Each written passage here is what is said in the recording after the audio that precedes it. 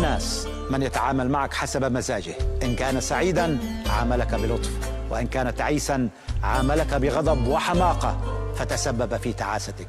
أسوأ الناس من حكم عليك من كلام الناس، أسوأ الناس من رآك فرصة أو غاية لوسيلة، أسوأ الناس من كذب عينيه وصدق أذنيه، أسوأ الناس من جرحك أو آذاك ومن قتلك ثم مشى في جنازتك وما أكثر. يقول أحدهم: كنت أظن أن من أسوأ الأشياء في الحياة أن تكون وحيدا رغم زحمتها بالبشر، ولكن تبين أن أسوأ شيء في الحياة هو أن ينتهي بك الأمر مع أشخاص تشعر معهم بالوحدة، أشخاص يجعلونك تندم على خياراتك، على قراراتك، وحتى على كل حياتك. ولكن تذكر أنك في هذه الحياة قد تلتقي بأشخاص بعضهم نعمة وبعضهم درس، فحافظ على النعمة وتعلم من الدرس، واعلم أن أعظم أخطائك هي التي لا تتعلم منها شيئا. لا تندم بل تعلم، وإلى الأمام امضي وتقدم، ومع الحياة وصعوباتها تعايش وتأقلم. المثل الشهير اللي بيقول الصديق وقت الضيق صحيح وغير صحيح. صحيح لأنك فعلا تحتاج صديقك وأديئك، وغير صحيح لأنه الصديق مش بس للأوقات الصعبة، الصديق لكل زمان موقف ومكان. صديق الأوقات الحلوة والذكريات، صديق الأسرار والدعم والفرح، صديق الروح، صديق الخلافات والاختلافات. الصديق هو اللي ما ممكن تستمتع بالأوقات الحلوة بدونه، ولا تعبر الأوقات الصعبة إلا بمعيته. الصديق الحقيقي هو اللي ما بيغار منك ولا بيحزنك، وبيتمنى لك الخير مثل ما بيتمنى لنفسه، والأهم مستحيل يصدق عنك أي شيء بنقال له من وراء ظهرك. هذا هو الصديق. إذا وجدتوه حافظوا عليه، لأنه للأسف ما في كثير منه هالأيام.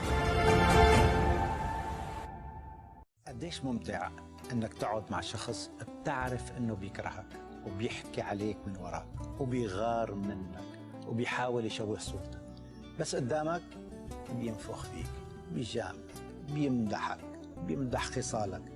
تعرف ليش بيعمل هيك؟ لأنه إلك هيبة وكاريزما ما بتخليه يقدر يحكي عليك بوشك. خليهم يحكوا عليك من وراك، لأنه هم فعلا وراك مش قدامك. وتذكر إنه ما بيشوه صورتك وسمعتك إلا اللي حاول يكون مثلك وفشل، أو إنه نجاحك بيزعجه، بيحسسه بمدى ضحالته وضآلته وقلة حيلته.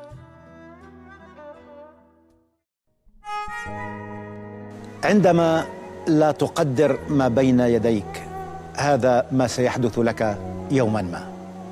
يوما ما ستعود باحثا عن ذلك الشخص الذي كان مستعدا أن يقاتل العالم لأجلك، وأن يحرق أصابعه العشرة من أجل أن يرى نور ابتسامتك، ولكنك لن تجده أبدا، لأنك أضعته من أجل من أطفأ نور روحك وطيف ابتسامتك. لهذا عدت باحثا عنه. وقتها لن ينفع الندم، لأنك تركت من يحبك من أجل من تحبه، فخسرت هذا وألمك ذاك. قدروا ما بين أيديكم ولا تنظروا لما بين أيدي الآخرين، حتى لا تندموا في يوم ما.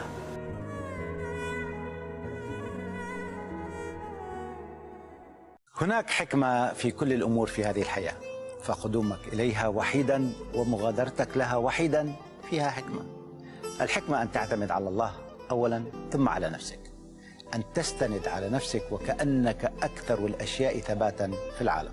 نعم، لا حياة بدون بشر، ولا حياة بدون أحبة، ولا حياة بدون عواطف وشوق وحنين واحتواء، لكن يجب أن تعود نفسك على قبول فكرة رحيل الناس وتغيرهم وتقلبهم واختفائهم.